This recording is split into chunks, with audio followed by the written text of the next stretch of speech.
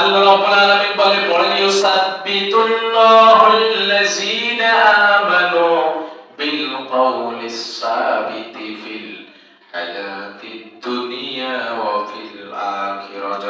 আল্লাহু আকবার।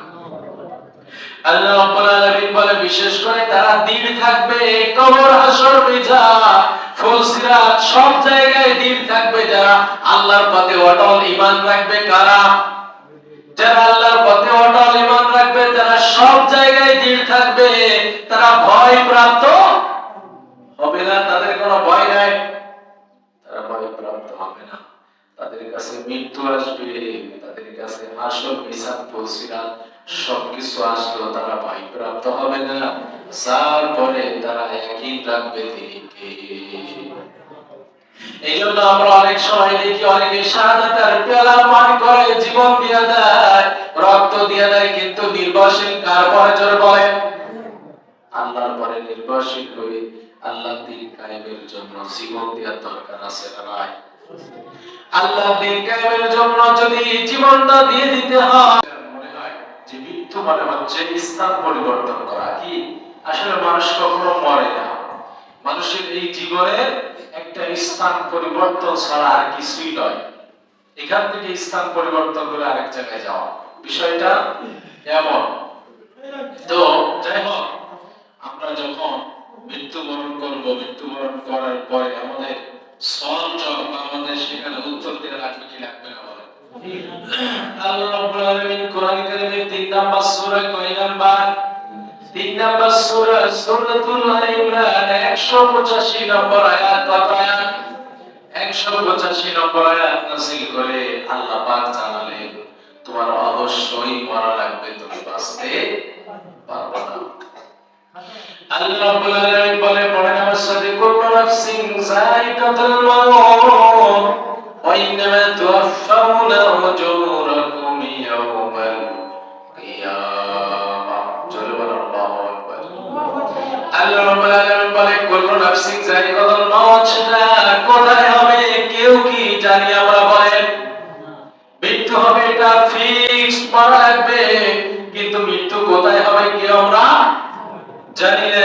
কখন কোন অবস্থায় কোন বয়সে কার কখন কাছে মৃত্যু আসবে আমরা কিন্তু কেউ জানি না। অসারা পথে হাঁটতেছি, হাঁটতে হাঁটতে হঠাৎ সম্মুখে আজরাইল এসে বলবে জীবনটা দিয়া দে, ঠিক কিনা বলেন? ওই সময় আমরা যতই চেষ্টা করি মরব না, কিন্তু মরা লাগবে কি লাগবে না বলেন? যতই চেষ্টা করি পিছপা হয়ে যায়, পলায়ন করার জন্য চেষ্টা করি, পলায়ন করা যাবে? পলায়ন করলে কোনো কাজ হবে না। বলে আমরা তো গরিব মানুষ, আমাদের সেই ধনাত্মবান ব্যক্তিরা পলায়ন করার জন্য চেষ্টা করেছে, মৃত্যু থেকে বাঁচার জন্য চেষ্টা করেছে, কিন্তু এক সেকেন্ড আগে এবং পিছে করার ক্ষমতা আমাদের আছে নাকি বলেন? আল্লাহ পাক রব্বুল আলামিন এজন্য বললেন পড়েন ওয়া ইন্নামা তুওয়াফাউনা উজুরাকুম ইয়াওমাল কিয়ামাহ ফামান যুহসিহা আনিন নারি ওয়া উদখিলাল জান্নাতা ফাকাদ ফাস। আল্লাহ রাব্বুল আলামিন বলে বান্দা শোনো, মৃত্যুবরণ করার পরে যারা বিশেষ করে কিয়ামতের ময়দানে অথবা এখানে কবর হাসর মিজান সব জায়গায় যারা জাহান্নামের আগুন থেকে বাঁচবে, ফাকাদ ফাযা। আনিন্নার, এখানে আনিন্নার মানে হচ্ছে আগুন। আল্লাহ বললেন যারা আগুন থেকে বাঁচবে তাদেরকে যিনি জান্নাত দান করবেন তিনি কে? আল্লাহ দান করতে পারবেন কি পারবেন না? আল্লাহ রাব্বুল আলামিনের কাছে আমরা বলি রব্বুল আলামিন যেন আমাদেরকে জান্নাত দেয়, ঠিক কিনা বলেন? আল্লাহ রাব্বুল আলামিন বললেন এজন্য সুন্দরভাবে যে মৃত্যুর থেকে, বিশেষ করে মৃত্যুর পরে আযাব থেকে বাঁচার জন্য দোয়া করার দরকার আছে না নাই? আমরা কি দোয়া করি নাকি বলেন? দোয়া করি? আমরা দোয়া করি না। আমরা মনে করি এখন অনেক দিন বাঁচবো, এখন অনেক বয়স আছে নাকি? হ্যাঁ, অনেক বয়স আছে, এখন অনেক দিন বাঁচবো। রব্বুল আলামিনকে প্রশ্ন করলাম রব্বুল আলামিন তুমি বলো মৃত্যুর পরে আমরা কোথায় থাকবো? কোথায় যাব? স্থান যখন পরিবর্তন করব তখন কোথায় যাব? রব্বুল আলামিন সুন্দরভাবে এই কথা আমাদেরকে জানান।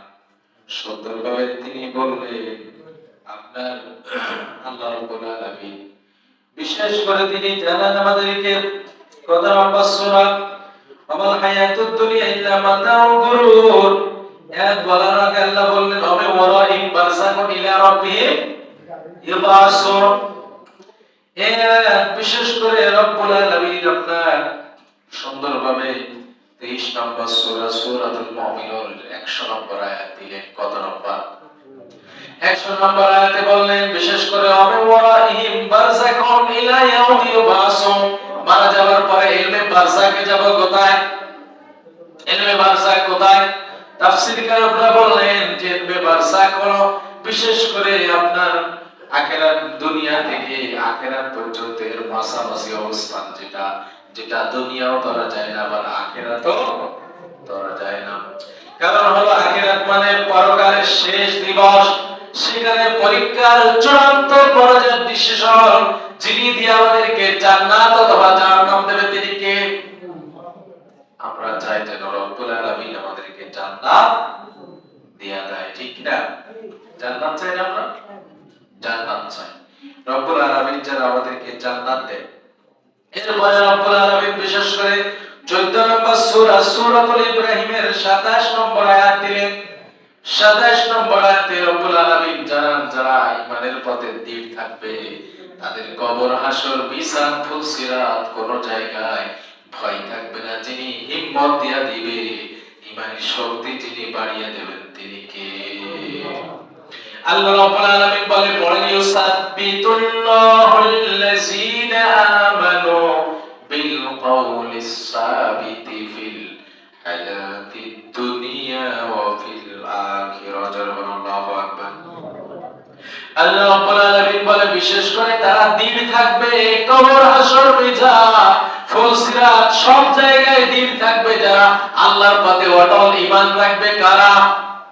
যারা আল্লাহর পথে অটল ঈমান রাখবে তারা সব জায়গায় দৃঢ় থাকবে, তারা ভয় প্রাপ্ত হবে না, তাদের কোনো ভয় নাই, তারা ভয় প্রাপ্ত হবে না। তাদের কাছে মৃত্যু আসবে, তাদের কাছে হাসর, মিজান, ফুলসিরাত সবকিছু আসলো, তারা ভয় প্রাপ্ত হবে না। যার পরে তারা ইয়াকিন রাখবে তিনি কে? এই জন্য আমরা অনেক সময় দেখি অনেকে শাহাদাতের পেয়ালা পান করে, জীবন দিয়ে দেয়, রক্ত দিয়ে দেয়, কিন্তু নির্ভরশীল কার পরে? জোরে বলেন। আল্লাহর পরে নির্ভরশীল হয়ে আল্লাহর দ্বীন কায়েমের জন্য জীবন দেওয়ার দরকার আছে না নাই? আল্লাহর দ্বীন কায়েমের জন্য যদি জীবনটা দিয়ে দিতে হয়, তারপর আমরা জীবনটা দিয়ে দেব, ঠিক কিনা বলেন? রক্ত দিতে হয়, মাল দিতে হয়, দেওয়ার দরকার আছে না নাই? আল্লাহর দ্বীন কায়েমের জন্য এই যে সুন্দর মসজিদ, এই মসজিদ দরকার আছে না নাই? যদি মসজিদে মাল দিতে হয় আমরা দেব কি দেব না বলেন? দেওয়ার দরকার আছে না নাই? বিশ্বনবী সাল্লাল্লাহু আলাইহি ওয়াসাল্লাম বললেন ইন্নাল আবদা, বিশেষ করে মানুষ যখন মারা যায়, কখন? মানুষ যখন মারা যায়, মানুষকে যখন কবরে রাখা হয়, কবরে রাখা হলে বিশেষ করে মাসা শরীফের হাদিসে বিশ্বনবী বলেন আসমান থেকে দুইজন ফেরেশতা